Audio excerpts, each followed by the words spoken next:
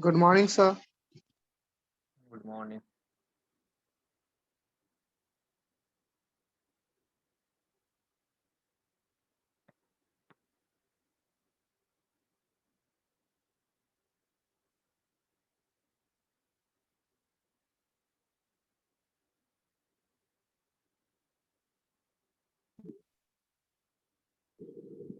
Good morning, sir. Good morning.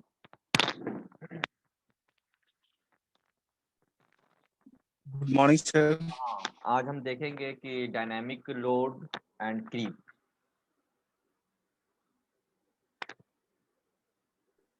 Sir हाँ sir factor of safety clear नहीं हुआ था सर। ओके, उसको हम फिर से वापस चलते हैं उसके ऊपर हम लोग।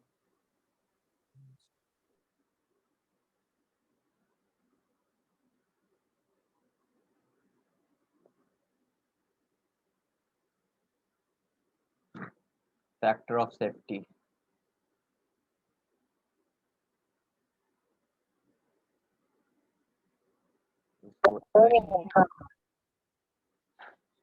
देखो, फैक्टर ऑफ सेफ्टी का जो सिंपल डिफिनेशन है वो तो मुझे पता है कि क्या मतलब होता है। ये मतलब कहता है कि हमें जो डिजाइन करना है, हमारा जो डिजाइन लोड होना चाहिए वो कितना होना चाहिए, किस पे हमें काम करना है। तो फैक्टर ऑफ सेफ्टी का जो डिफिनेशन है वो कहता है कि मैक्सिमम लोड हम कितना दे सकते हैं इसके ऊपर में। मैक्सिमम लोड कितना देंगे डिवाइड बाय कि हम कितना, मैक्सिमम लोड कितना बर्दाश्त कर सकता है, लेकिन मुझे मटेरियल को नहीं तोड़ना है, डिफॉर्मेशन नहीं करना है, तो हमें कितना लोड देना चाहिए। हमें रिस्क नहीं लेना है। ऐसा नहीं कि ना बहुत क्लोज जा रहे हैं, नहीं ऐसा नहीं करना है। तो नजदीकी तक नहीं जाना है, बल्कि उससे पहले ही हमें डिजाइन कंप्लीट करना उस लोड के हिसाब से। तो हम मैक्सिमम लोड की जगह पे फिर नीचे लिखेंगे डिजाइन लोड, या इसका दूसरा मतलब होगा परमिसिबल लोड।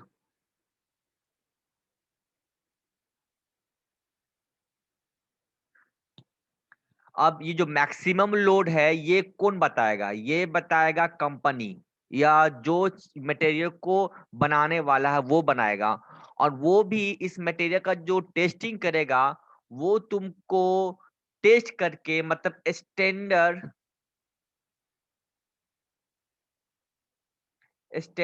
टेस्ट करके ये बताएगा कि इसमें कितना मैक्सिमम लोड दिया जा सकता है।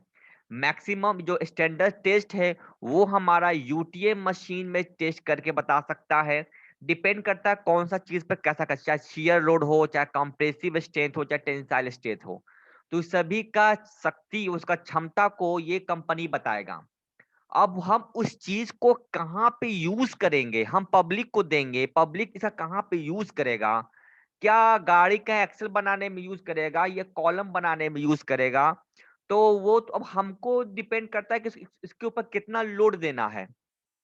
तो ये बोल दिया कि भाई ये जो मटेरियल बना के हम दे रहे हैं ये मैक्सिमम जो है ये 500 किलो न्यूटन तक बर्दाश्त कर सकता है, मैक्सिमम लोड इसके ऊपर इतना दे सकते हैं। ये कंपनी कहा कि आप बिल्कुल दे सकते हैं, लेकिन हमें यहां तक नहीं जाना है।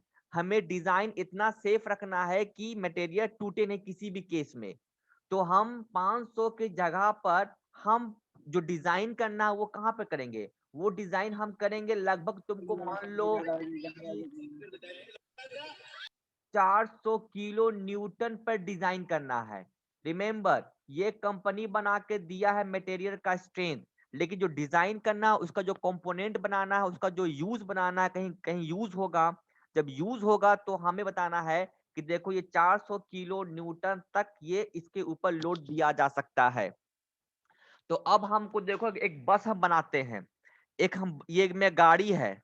ओके, अभी गाड़ी में जितना भी कंपोनेंट यूज हुआ है वो सब का सब मटेरियल यूज किया हुआ, स्टील का, एल्युमिनियम का। तो हर चीज का मटेरियल का मैक्सिमम स्ट्रेंथ बताएगा 500। तो मान लो कि ये टोटल जो बस है वो बस बन गया है एल्युमिनियम का, एल्युमिनियम का बस बना हुआ है। तो एल्युमिनियम का जो बस बना हुआ इसका स्ट्रेंथ बताया जा रहा 500 किलो न्यूटन मैक्सिमम इसके ऊपर आप दे सकते हैं। तो जब हम बस बना दिए, बस बनाने के बाद जब इसको सेल करेंगे तो कस्टमर पूछेगा कि इसमें कितना आदमी बैठ सकता है। तब हम बोलेंगे कि देखिए हम ये जो बस है इसमें 400 किलो न्यूटन तक का आदमी बैठा सकते हैं। मतलब 400 किलोमीटर टोटल आदमी का वजन जो होगा इसके ऊपर वो 400 किलो न्यूटन तक ही देना है। जबकि मैं जान रहा हूं कि इसके ऊपर 500 तक दिया जा सकता है, लेकिन नहीं, हम रिस्क नहीं लेंगे। हम 400 के अनुसार हम बताएंगे कि इसके ऊपर 400 दिया जा सकता है। तो फैक्टर ऑफ सेफ्टी कैसे निकलेगा मेरा? तो फैक्टर ऑफ सेफ्टी निकलेगा तो 400 बटा 500 बटा फैक्टर ऑफ सेफ्टी। तो फैक्टर ऑफ सेफ्टी कितना होगा? जो 500 को भाग देने पर 400 के आसपास आ जाए, कुछ तो वैल्यू इसका होगा कि हाँ अब इतना हो जाएगा। तो कितना फैक्टर ऑफ सेफ्टी लेंगे इसमें हम लोग हैं? तो इसमें जो कैलकुलेशंस होगा वो factor of safety maximum load 500 company बताया, हमने डिजाइन किया 400 पर। 2 भाग दे दो, कितना जगह? 4 भागा 5, 1.25 5 दूनी 8। 1.25 सर। चलो, तो फैक्टर ऑफ सेफ्टी आ गया 1.25। मतलब इतना का मार्जिन लेकर हमको डिजाइन तैयार करना है।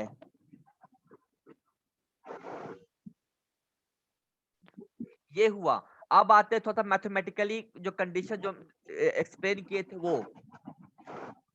यहाँ पे जो मैक्सिमम लोड, यहाँ जो मैक्सिमम लोड का हम इस्तेमाल कर रहे हैं, ये कौन बताया? कंपनी। कंपनी बताया तो टेस्ट करके बताया। जब टेस्ट करके बताया तो यूटीएम में टेस्ट किया। जब यूटीएम में टेस्ट किया तो मैक्सिमम लोड जो हमने कहा था, तो उसमें 2 थ्योरी को एक्सप्लेन समझाता है। जब यूटीएम मशीन में टेस्टिंग किया जाएगा तो 2 सिद्धांत के ऊपर हम इसका कैलकुलेशन करेंगे। पहला सिद्धांत कहलाएगा मैक्सिमम प्रिंसिपल स्ट्रेस थ्योरी। दूसरा सिद्धांत कहलाएगा, ऐसे 4 होता है लेकिन 2 मैक्सिमम ज्यादा यूज होता है डिजाइन में। मैक्सिमम तुम्हारे सिलेबस के according maximum shear stress theory. ये 2 थ्योरी ज्यादा यूज किया जाता है डिजाइन के पॉइंट ऑफ व्यू से अकॉर्डिंग डिप्लोमा। तो अब मैक्सिमम लोड जो निकलेगा मेरा वो इसके हिसाब से कितना निकलेगा? अब देखो, मैक्सिमम प्रिंसिपल स्ट्रेस के अनुसार मैक्सिमम लोड जो कंपनी बताएगा वो बताएगा कि जो फैक्टर ऑफ सेफ्टी होगा, जो मैक्सिमम लोड इसके ऊपर वो मैक्सिमम प्रिंसिपल स्ट्रेस सिग्मा 1 के बराबर होगा। ओके, रिमेंबर, मैक्सिमम सिग्मा 1 के बराबर होगा, डिवाइड बाय। अब जो मुझे जब वो कंपनी वाला दे दिया कि कहा भाई देखो सिग्मा 1 इतना होगा, तो जब उसको हम यूज करेंगे किसी भी मटेरियल के अंदर, मटेरियल के अंदर जब यूज हम करेंगे तो कितना होगा उसका वैल्यू? तो मैक्सिमम प्रिंसिपल स्ट्रेस थ्योरी क्या बोलता था कि सिग्मा 1 जब पहुंच जाएगा यील्ड पॉइंट पर, यील्ड पॉइंट पर, ये हो गया मैं स्ट्रेस स्ट्रेन डायग्राम पहुंच गया तो ये इसके बराबर होगा। उसके बाद जब हम इसको यूज में लाएंगे, तो जब यूज में लाएंगे तब हम लोग यूज करने वक्त जो वैल्यू आएगा सामने, क्योंकि एक लोड बहुत यूज हो सकता है, बेंडिंग हो सकता है, टेंसाइल हो सकता है, शियर हो सकता है, तो उसका फॉर्मूला होता है सिग्मा एक्स सिग्मा वाई का गलत हो रहा है, ये गलत पुट किए हम लोग हैं। थोड़ा सा एक चीज और यहाँ पे बैठेगा इसमें, sigma X plus sigma Y का 2 plus under root sigma X by sigma Y by 2 का होल स्क्वायर बाई टाउ का होल स्क्वायर। ये मैंने जो डिजाइन किया उसके अनुसार इतना इतना लोड उसके ऊपर होगा। आदमी का वजन, गाड़ी का वजन, गाड़ी का जो मटेरियल बैठा उसका वजन, एक्सेल पे जो बेंडिंग मोमेंट लगा उस पे, गाड़ी घूम रहा तो टॉर्क लगेगा, शियर लगेगा। तो टोटल इसका पूरा का कॉम्बिनेशन इसके ऊपर पुट कर दिए, तो ये डिजाइन किए हम लोग हैं। और ये कंपनी बताया कि सिग्मा 1 जो होगा वो जब SYT पर पहुंच जाएगा तो ये वैल्यू कहलाएगा। तो ये मेरा फॉर्मूला हो गया फैक्टर ऑफ सेफ्टी के अनुसार। Yes sir. ये SYT हो गया मेरा, आपको yield point, yes sir. Point ये हो गया। अब क्लियर हो चुका कि और आगे बढ़ाएं इसको? Yes no sir, sir, clear clear है। sir. चलो ठीक है। क्लियर है सर। चलो ठीक है, कोई बात नहीं, डाउट होगा तो पूछते रहोगे। अब आते हैं थोड़ा डायनेमिक लोड एंड क्रीप के ऊपर हम लोग। तो लोड तो बहुत तरह का लोड हम लोग अप्लाई करते हैं, स्टैटिक्स एंड डायनेमिक्स लोड, ये दो तरह का लोड यूज होता है। स्टैटिक लोड का मतलब होता है अकॉर्डिंग टू बी भंडारी किताब में जो लिखा हुआ उसको कॉपी किए हैं, लोड जो होता है वो कभी भी मैग्नीट्यूड और दिशा पे के साथ नहीं बदलता है। ओके, तो ये टाइम पर डिपेंड नहीं करता है। ओके, टाइम के साथ मैग्नीट्यूड और डायरेक्शंस में बदलाव नहीं होता है, उसको बोलते हैं स्टैटिक लोड। जैसे मेरा वजन पृथ्वी के ऊपर, मेरा वजन पृथ्वी के ऊपर स्टैटिक लोड है। ओके है, ऐसा नहीं कि हम आज 5 kg था, अचानक हम 4 kg हो गए, हर सेकंड में 3 kg 2 kg 5 kg मेरा वजन घटते बढ़ते जा रहा है। तो इसका मतलब हो गया कि ये दिशा हमारा जब भी होगा ड्यू टू ग्रेविटी नीचे की तरफ होगा, और वजन जो होगा डब्ल्यू वो भी नीचे की तरफ होगा, और वजन जो होगा 50 kg 60 kg वो नीचे की तरफ होगा। तो ये कहला गया स्टैटिक लोड।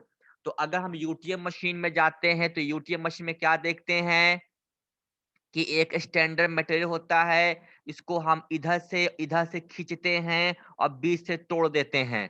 पता चला कि टेंसाइल टेस्ट किए, तो जो लोड अप्लाई किए तो क्या पता लोड अप्लाई किए, वो लोड किया कि एफ, और एफ हम अप्लाई किए थे। अगर इसका स्ट्रेस स्ट्रेन डायग्राम बनाने के लिए कुछ सिखाया होगा, ये सीखे होंगे, तो हम लोग इसका स्ट्रेस स्ट्रेन डायग्राम हम ऐसे बनाते हैं। एक तरफ हम लिखते हैं स्ट्रेस, एक तरफ लिखते हैं स्ट्रेन।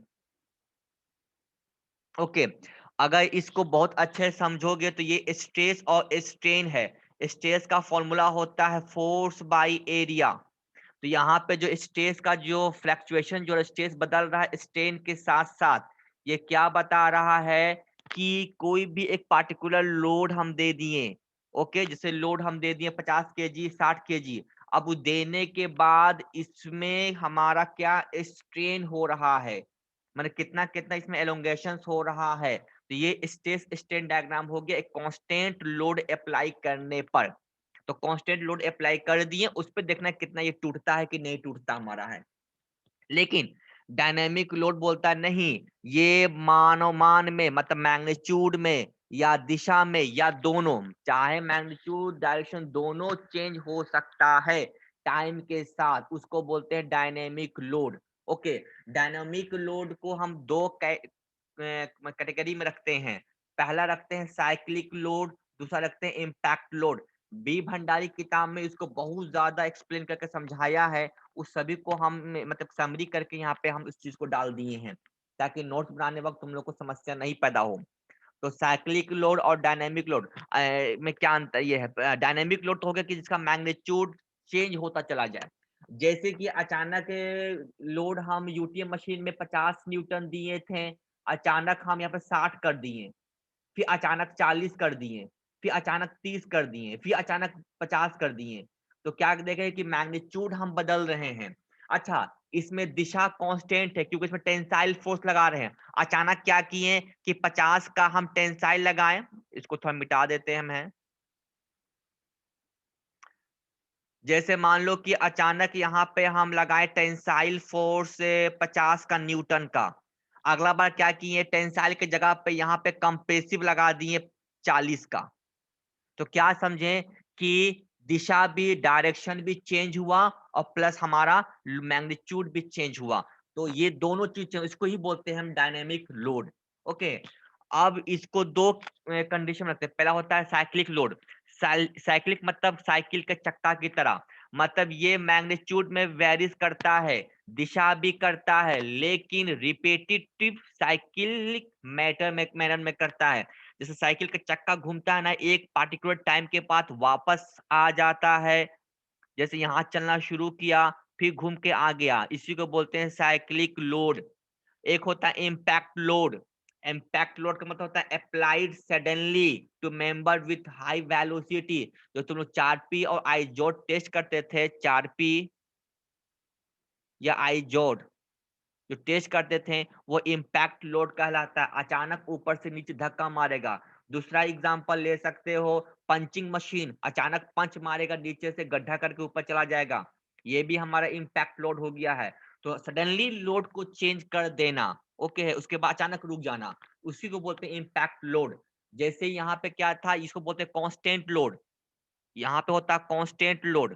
कांस्टेंट लोड का मतलब है कि एक मैग्नीट्यूड एक डायरेक्शन कंटिन्यूअस देते रहेंगे। इम्पैक्ट में एक लोड एक दिशा, लेकिन तुरंत देंगे तुरंत हटाएंगे, फास्ट प्रोसेस में होगा, इसी को बोलते हैं इम्पैक्ट लोड। ओके, अब हम लोग को समझना है कि जो जो ज्यादा डिजाइन में यूज करेंगे वो हमारा यूज होगा डायनेमिक लोड का। साइक्लिक लोड सबसे ज्यादा यूज होता है। ओके, डिजाइन में तुमको इम्पैक्ट लोड भी करना हमको है। अब देखते हैं साइक्लिक लोड कितना तरह का होता है और कैसे कैसे सब कैलकुलेशंस करते हैं। ओके, तो साइक्लिक लोड को हम लोग साइनसोइडल नेचर का होता है, मतलब साइन की तरह होता है। साइन मतलब इस तरह का नेचर का होता है। ओके, तो इसको तीन कैटेगरी में हम बांटते हैं। इसका तीन तरह का टाइप्स होता है। पहला फ्लैक्चुएटिंग लोड, दूसरा रिपीटेड लोड और तीसरा रिवर्स लोड। ये तीनों में बेसिक डिफरेंस होता है। उम्मीद है अगर तुम किताब पढ़ोगे तो बहुत ही माइनर डिफरेंस रहता है तीनों के बीच में है। कंफ्यूजन बहुत होगा, इसलिए इसको अच्छा मतलब कि थोड़ा सा दिमाग लगा के चीज को समझोगे। तो सबसे पहले समझते हैं कि फ्लैक्चुएटिंग लोड किसको बोलते हैं। फ्लैक्चुएटिंग लोड किसको बोलते हैं। यहाँ तीन डायग्राम हम गूगल से उठाए हैं। ओके है, तो ये तीनों पिक्चर में फ्लैक्चुएटिंग स्ट्रेस को दिखाया गया है।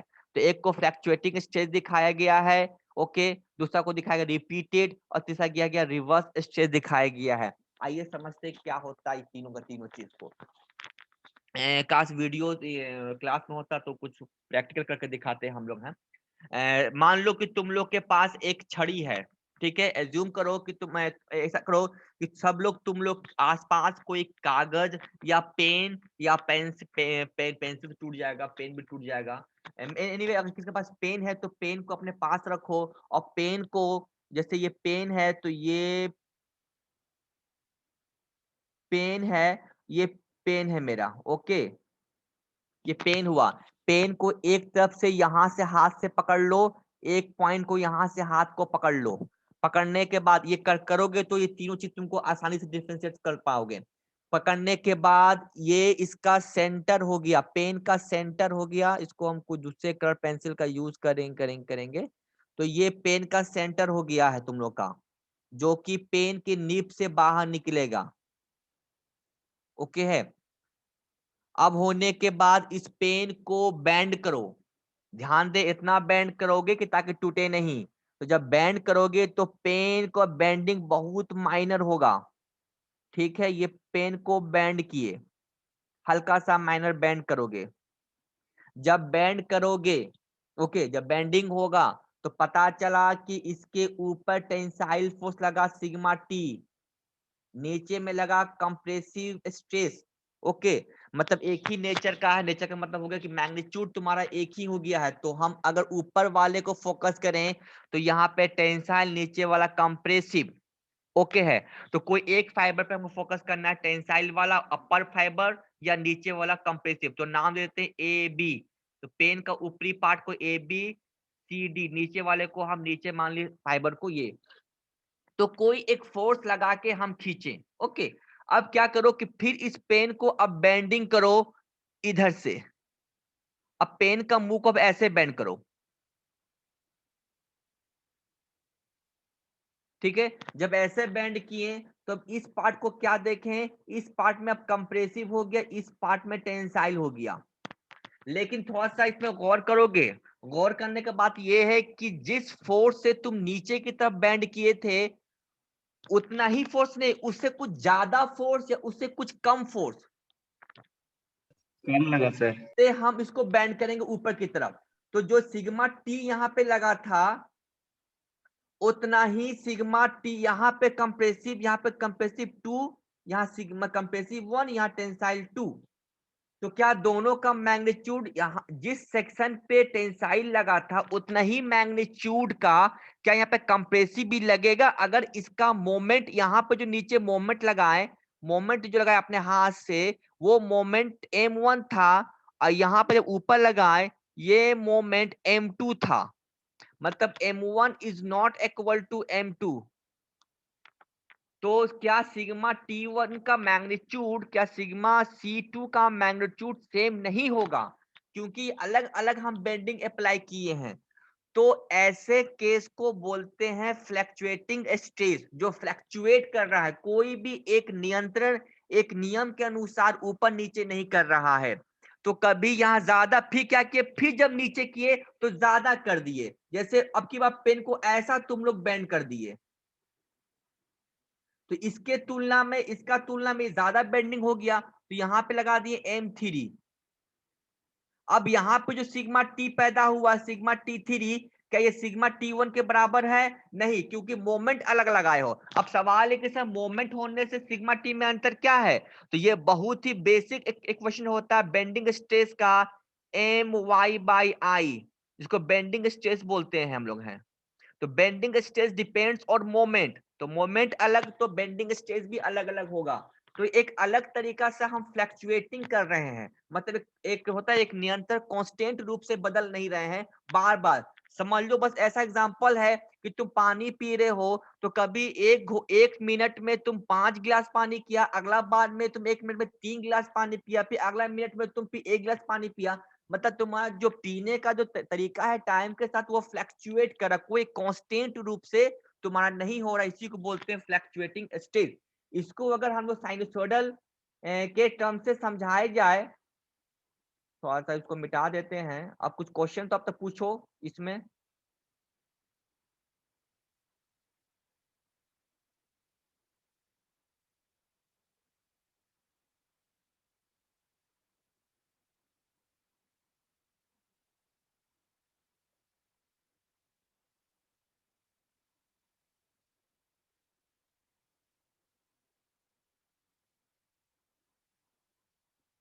मैंने कोई डाउट नहीं है,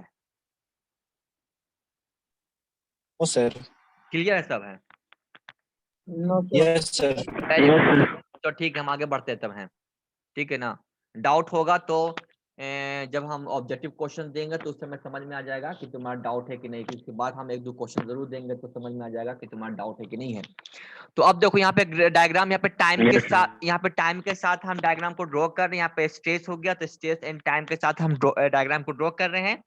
यहाँ पे दिखा रहा है कि ये मैक्सिमम, ये जो पॉइंट दिखा रहा है कि साइक्लिक लोड है, साइक्लिक मतलब कि एक पार्टिकुलर टाइम के बाद वापस अपना जगह पर वो आएगा या उस जगह से क्रॉस होकर निकलेगा।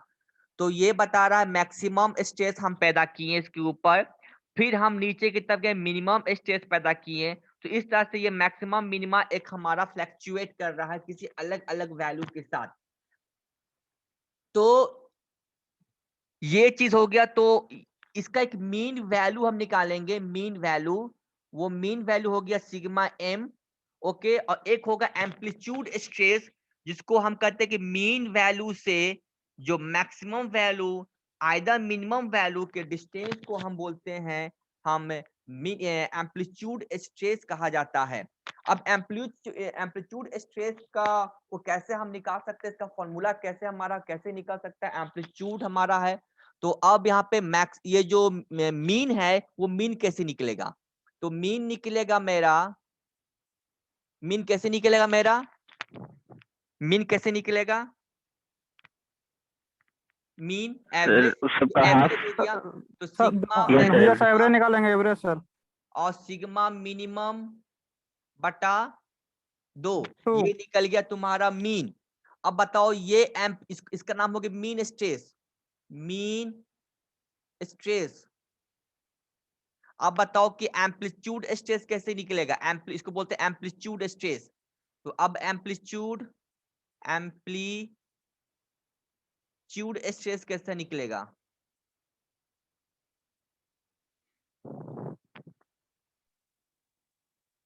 Sigma maximum minus sigma minimum divide by 2, क्योंकि पूरे में से इतना घटा दिए तो बचा क्या चाहिए? यही ना बच गया मेरा, तो इसको भाग दे दिए 2 से, तो मतलब ये पार्ट निकल गया।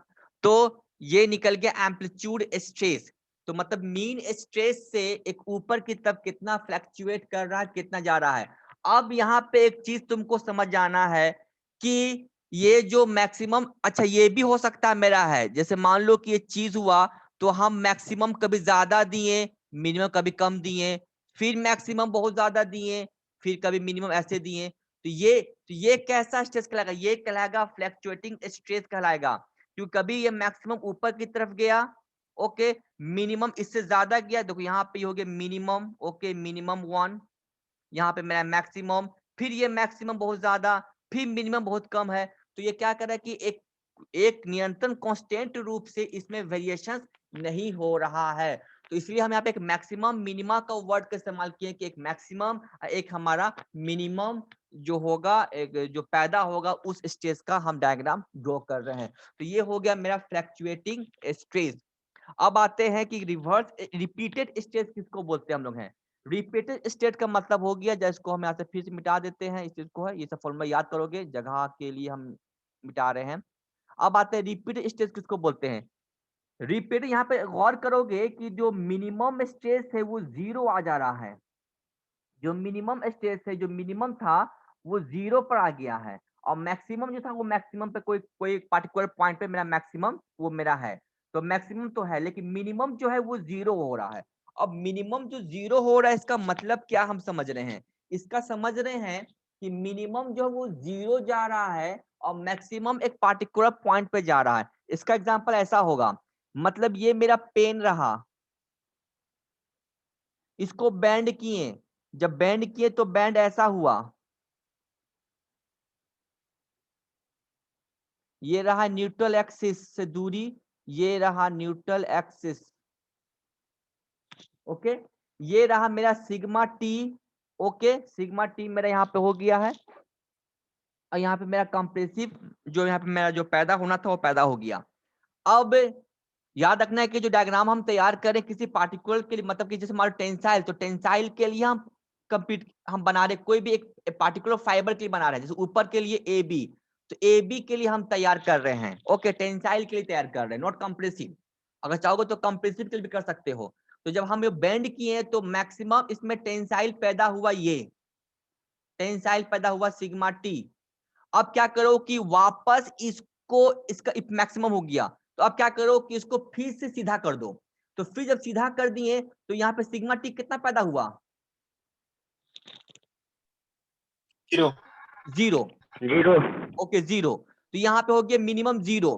फिर क्या करो, फिर ये क्या देखो ऊपर की तरफ दिखा रहा, ऊपर का मतलब टेंसाइल, तो फिर क्या करो, फिर इसको नीचे ऐसे ही घुमाओ, फिर सिग्मा टी पॉजिटिव आया टेंसाइल, फिर सीधा कर दो, तो फिर ये सिग्मा टी फिर सीधा किए, मतलब इसको फिर ऐसा बेंड नहीं करना है, रिमेंबर,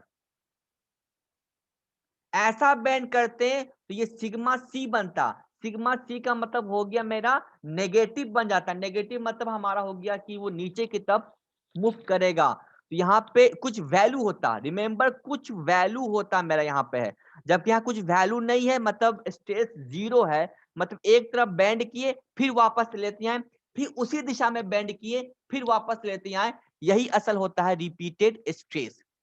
और ये हुआ रिवर्स स्ट्रेस। रिवर्स स्ट्रेस का मतलब यहाँ पे क्या देखेंगे कि जिस रेट से ऊपर गया है वही चीज फिर नीचे आया है। ये जितना भी डायग्राम ड्रॉ कर रहे हैं कोई पार्टिकुलर फाइबर के लिए कर रहे हैं, मतलब ए बी के लिए ड्रॉ काम कर रहे हैं, ए बी में क्या क्या इन्वेंट हुआ।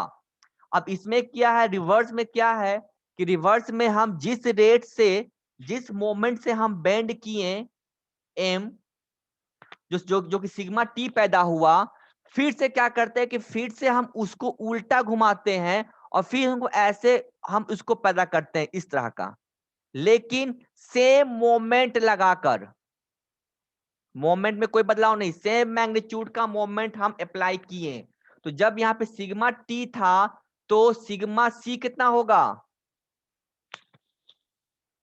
सिग्मा टी के बराबर सर। हाँ, सिग्मा सी सिग्मा टी के बराबर होगा, लेकिन ये टेंसाइल था, ये कंप्रेसिव था, तो कंप्रेसिव का मतलब हो गया कि ये नीचे की तरफ चला जाएगा, नेगेटिव, इसका जो मैग्नीट्यूड है वो नेगेटिव में चला गया, नेगेटिव मतलब कि इसके तुलना का वैल्यू के बराबर आ गया है। इसमें अब हम तुमसे क्वेश्चन पूछेंगे, यहां तक तो लग रहा है कि ठीक भाई तुम लोग क्लियर हो गया, क्लियर हो गया? Yes yes sir. सर। चलो अब हमें क्वेश्चन पूछ के तुम लोग का डाउट अभी हम क्लियर कर देते हैं कि तुम लोग को समझ में आया कि नहीं आया है। अब मुझे उम्मीद है कि तुम लोग को समझ में नहीं आया होगा। अब एक क्वेश्चन यहाँ पे हम वर्ड लिखेंगे और उस क्वेश्चन से तुम लोग को जवाब देना है कि असल क्या इसका मतलब हो रहा है।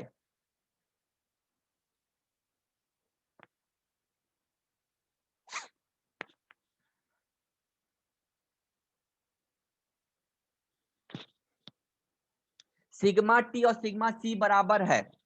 Okay, yes sir.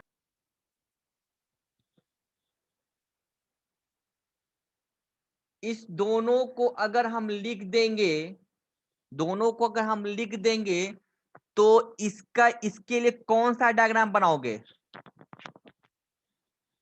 इसके लिए पहला वाला सर। ये कौन फर्स्ट वाला, Negative सर। फर्स्ट वाला सर।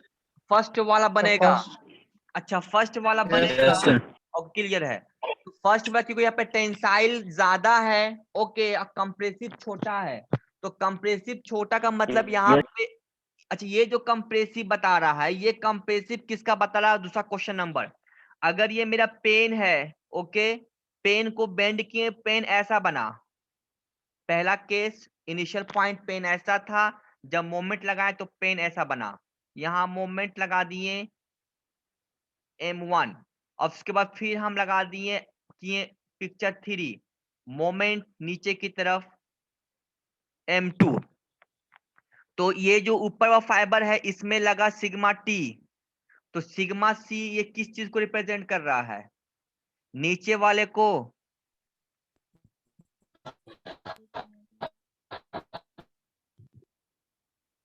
नो सर, ये जो इधर वाला फिगर बना है उसके नीचे वाले को कर रहा है सर। हाँ सर, उसके नीचे वाले को कर रहा है। सेकंड वाला हाँ, फिगर जो बना है। ये जो ऊपर था जब घुमा दिए हम लोग हैं, ओ सॉरी यहाँ पे उल्टा हम दे दिए, सिग्मा सी तो इधर होगा मेरा ना, ये सिग्मा सी हो गया, ये सिग्मा टी हो गया। ओके, तो ये जो सिग्मा टी है और ये सिग्मा सी, ये इसको नहीं पता, ये सिग्मा टी अगर इसको रिप्रेजेंट कर रहा है, तो जब सेकेंड टाइम जब बेंड करते हैं तो इसमें जो उसी फाइबर में जो पैदा हुआ सिग्मा सी वो इसको रिप्रेजेंट कर रहा है। क्लियर हो गया? तो अगर ये yes sigma T sigma C बड़ा, तो अगर सिग्मा टी बड़ा है इसका मतलब है कि वो कभी नीचे की तरफ नहीं आएगा मैग्नीट्यूड, वो हमेशा ऊपर की तरफ ही उसको मैग्नीट्यूड को शो करेगा। Okay, sigma T sigma Yes, sir. सी के बराबर हो गया तो वो चीज इस चीज को रिप्रेजेंट करेगा मेरा। ओके है यही चीज को। और अगर सिग्मा टी के ही बराबर है, मतलब सिग्मा सी नहीं आ रहा है, 0 हो रहा है, तो ये किस चीज को रिप्रेजेंट करेगा? Repeated sir. सेकंड वाला सर। बीच वाला yes. रिपीटेड। वेरी गुड, ये रिपीटेड स्टेज को रिप्रेजेंट करेगा। ओके है, तो ये था इसके तीनों के बीच का अंतर। तो अब तुम लोग बता सकते हो कि ये बताओ कि इस वाले स्टेज में एम्पलीट्यूड स्टेज का वैल्यू कितना हो, मीन वैल्यू कितना हो जाएगा? 0 sir. मीन वैल्यू 0 हो जाएगा। 0. 0, ओके, क्योंकि minimum negative yes sir, 0। Minimum negative गया, मैक्सिमम पॉजिटिव गया, ये दोनों कर दिया 0। ओके, तो यस सर। ये बताओ कि mean amplitude Yes sir. Amplitude stress कितना होगा?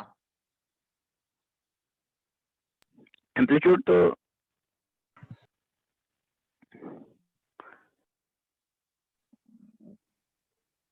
हाफ हो जाएगा सर। हाफ हो जाएगा। हाफ किसका हाफ होगा?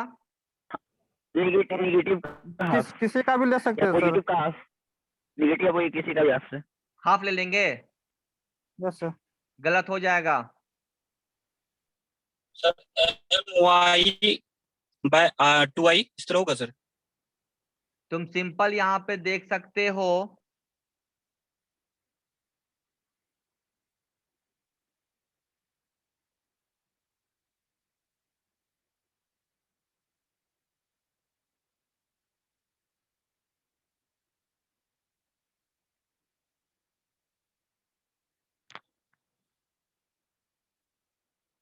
यहाँ तुम सिंपल यहाँ पे देख सकते हो इस केस में कि मीन का वैल्यू, एम्पलीट्यूड का वैल्यू क्या चाहिए होता है कि मीन से, रिमेंबर, मीन से कोई भी इसके ऊपर के वैल्यू क्या बताता है? मीन है।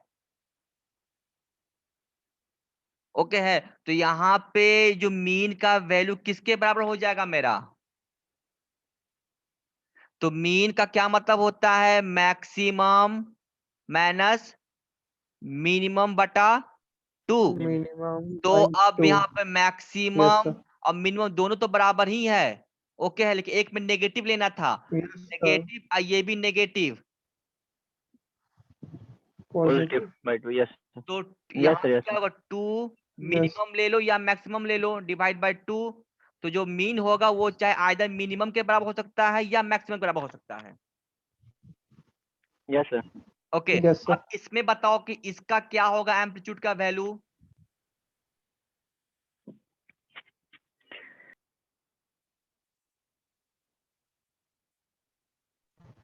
सर इसमें तो मैक्सिमम बाई 2 होगा ना, क्योंकि सर उसमें तो मिनिमम है ही नहीं सर।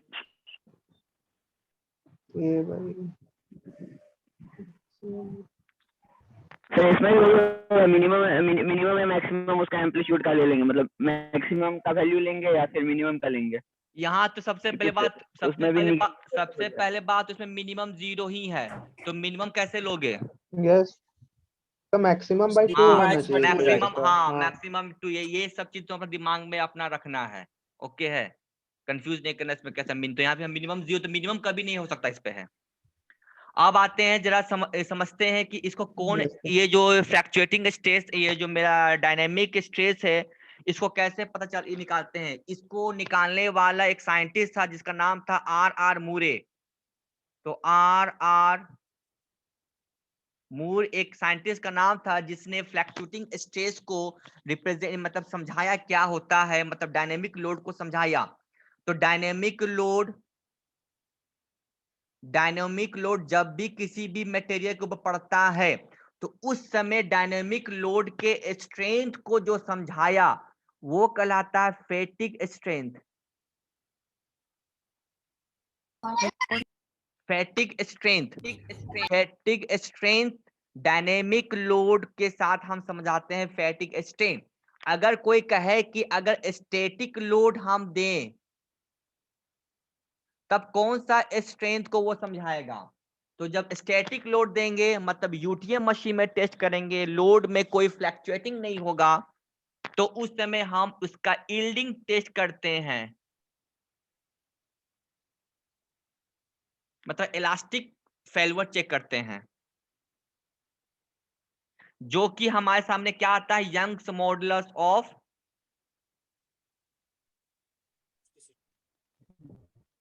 इलास्टिसिटी एक प्रॉपर्टी आ जाता है। तो स्टैटिक लोड में हम यील्डिंग टेस्ट या यील्डिंग प्रॉपर्टी या यील्डिंग स्ट्रेंथ देखते हैं, लेकिन डायनेमिक लोड में हम फैटिग स्ट्रेंथ देखते हैं।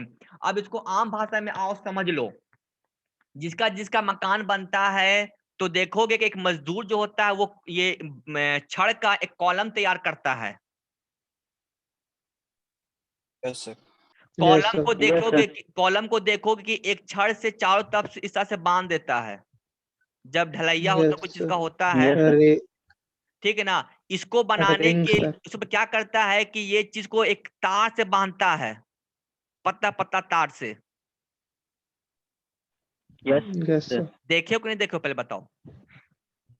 Yes, sir. यस सर, देखा है, यस sir. सर देखें। ओके यस सर देखें देखें हैं, sir. ओके, वो पतला पतला तार जो होता है, पतला पतला तार, इसको तोड़ने के लिए हम कहेंगे तो कैसे तोड़ोगे?